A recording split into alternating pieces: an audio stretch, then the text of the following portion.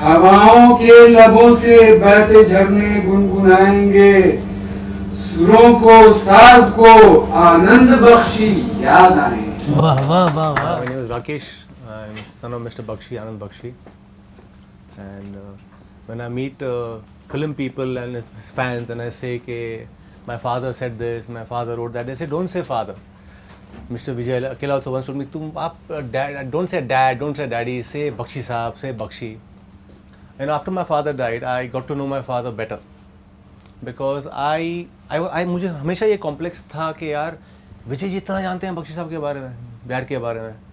And I meet his fans and tell me यार बख्शी साहब ने वो गाना लिखा है, वो अंतरा ऐसा लिखा था, वो मुखड़ा ऐसा लिखा था कि यार I don't know these things यार, ये सब लोग जानते हैं.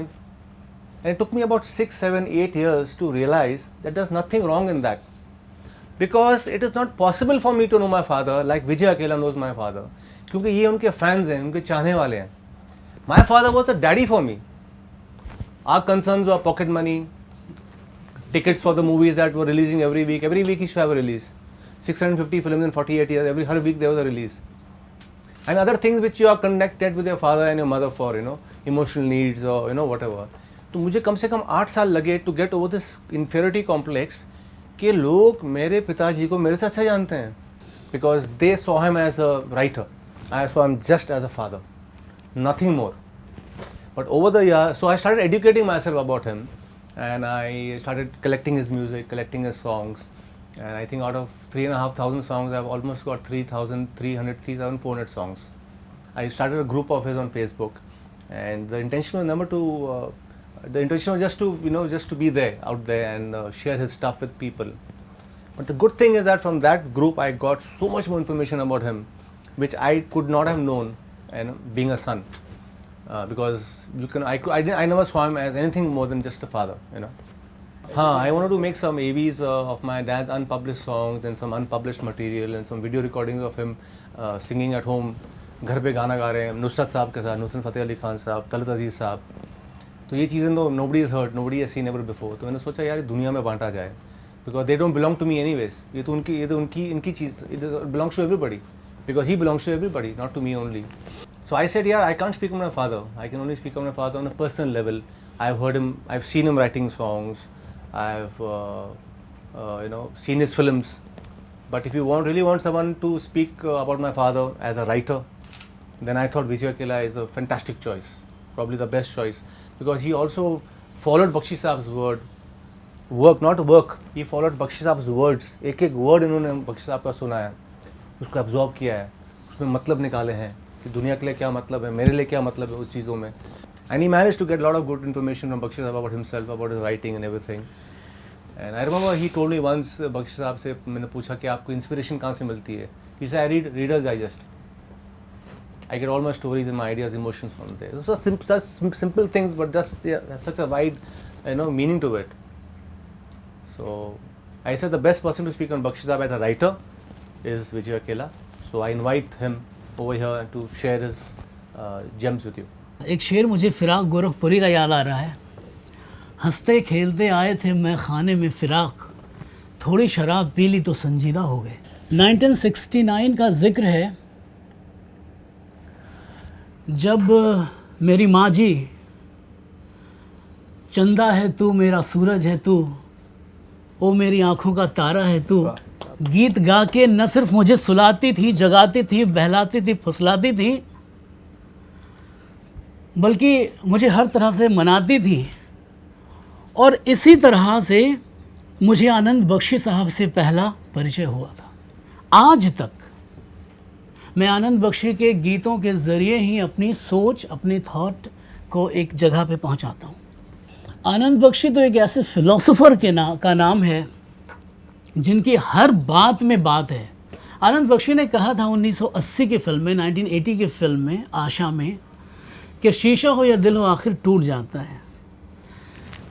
दिल हो या शीशा हो, इसकी मंजिल, इसका फाइनल डेस्टिनेशन टूटना है. फिर हम किसी दिल के टूटने पे रोते क्यों हैं? हमने कितने शौक से, कितना संजो के लाया था उस शीशे को, लेकिन वो तो फाइनल डेस्टिनेशन की तरफ जा रहा है. Why to worry? Anand Bakshi ने एक फिल्म में लिखा, अनुरोध नाम की एक फिल्म थी, जिसमें जो फिल्म 77 में आई थी, उसमें एक गाना है, तुम बेसहारा हो तो किसी का सहारा बनो। देखिए कैसी बात कर रहे हैं, तुम बेसहारा हो तो किसी का सहारा बनो, तुमको अपने आप ही सहारा मिल जाएगा। कश्ती कोई डूबती पहुंचा दो किनारे तक, तुमको अपने आप ही किनारा मिल जाएगा। कहते हैं जीवन तो एक जैसा होता है। जब वो कहते हैं कि जीवन तो एक जैसा होता है, तो वो प्राइम मिनिस्टर के लिए भी कह रहे हैं, तो वो रामदेव बाबा के लिए भी कह रहे हैं, तो वो हमारे और आपके लिए भी कह रहे हैं, हाउस वाइफ्स के लिए भी कह रहे हैं, सड़कों पे लोग जो हैं उनके लिए भी कह रहे हैं। जीवन तो एक जैसा होता है, कोई हंसता कोई रोता है। सब्र से जीना आसान होता है, फिक्र से जीना मुश्किल होता है। तुम हो एक अकेले तो रुक मत जाओ, चल निकलो, तुमको अपने आप ही किनारा मिल जाएगा, सहारा मिल जाएगा। रास्ते में कोई साथी तुम्हारा मिल जाएगा। तुम बेसहारा हो तो किसी का सहारा बनो, तुमको अपने आप ही सहारा मिल जाएगा। अगर हम इस बात को समझ लें तो फिर क्या गम और कैसा गम। और गम पे याद आया कि दुनिया में कितना गम है, मेरा गम कितना कम है। लोगों का गम देखा तो मैं अपना गम भूल गया। मैं बहुत सौभाग्यशाली हूँ, बहुत फॉर्चुनेट हूँ मैं कि मैंने बख्शी जी के साथ कम से कम 300 शामें गुजारी हैं। और यही सवाल जो आपके हमारे मन में है उनसे पूछता रहता था। बख्शी जी ने मुझे इसका जवाब ऐसे दिया कि जब भी कोई कैमरा उठाओ फिल्म बनाने के लिए और कैमरे का बटन ऑन हो जाए, और जब आपका कैमरा का बटन आपने ऑफ़ किया, जितनी देर में एक कहानी बन जानी चाहिए। बख्शी जी के सारे गाने जब से वो लिख रहे हैं 1958 से लेके 2002 तक जब वो गुज़रे, उनके सारे गाने कहानियों को आगे बढ़ाते थे। देखिए कैसे कहानी बन रही है, कैसे कैमरा ऑन हुआ है और ऑफ हुआ है तो कितनी कहानी बन गई है। कैसे बख्शी साहब ने कलम उठाया है और कलम जब पेन का ढक्कन बंद कर दिया है तो कैसे पूरी कहानी बन गई है। देखिए एक लड़का और एक लड़की बातें कर रहे हैं। अच्छा तो हम चलते हैं, फिर कब मिलोगे? जब तुम कहोगे। कल मिलो या परसों? अब परसों नहीं, नरसों। कहाँ? अब वहीं जहाँ कोई आता जाता ना हो। जुमेरात को, हाँ रात को, जुमेरात को, वहीं कहाँ, वहीं जहाँ कोई आता जाता ना हो। अब अंतरा देखिए कहानी आगे बढ़ गई है। अब मिलने की बात हो गई है, अब नेक्स्ट डे की मुलाकात हो रही है। मुलाकात में क्या बात हो रही है कि किसी ने देखा तो नहीं तुम्हें आते, नहीं मैं आई हूँ छुपते छुपाते, देर कर दी बड़ी, ज़रा देखो तो घड़ी, ओफो मेरी तो घड़ी बंद है, तेरी ये अदा मुझे पसंद है। देखो बातें बातें कर लो जल्दी जल्दी, ये ना कहना अभी आई अभी चल दी, तो आओ बैठें पास पल दो पल, आज नहीं कल। क्यों आज नहीं कल, ये तो एक बहाना है, वापस घर भी जाना है, कितनी जल्दी ये दिन ढलते हैं। अच्छा तो हम चलते हैं, ठीक है।